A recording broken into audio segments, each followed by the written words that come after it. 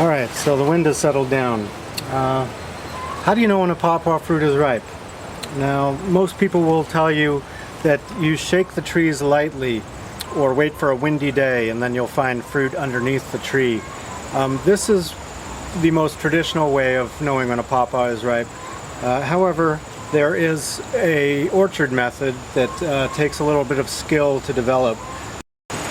Now, the advantages of knowing when a pawpaw fruit is ripe to touch is that you don't get bruised fruit from falling on the ground. So what you do is you basically learn to feel for the change in skin texture as the fruit is ripening, and you'll squeeze it lightly and notice that it is a little softer than it was before, and that the fruit has plumped out. There's sometimes a yellow color break associated with this. This particular fruit is still hard, so it's going to wait another week or so. Now this one in here looks about right, and another thing you'll notice is that they separate easily from their branch if the fruit is ripe. Sometimes you just bend it a little and it comes right off. And this is the ideal stage that you want to have your fruit. It's soft like an avocado.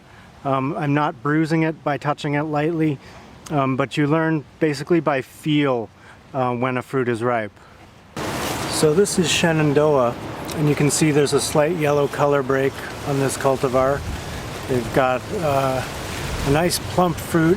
This one it's I'd say 5 days away from ripe, and you can tell by the firmness of the skin that it needs a little more time on the tree. But that's the skill in a nutshell, is you basically learn what a ripe fruit feels like while it's still on the tree, and then pick it about a day or two prematurely before falling. Now, one of the things about this fruit is that it doesn't ripen its hands all at once. So these clusters will have one ripe fruit and maybe two unripe fruits.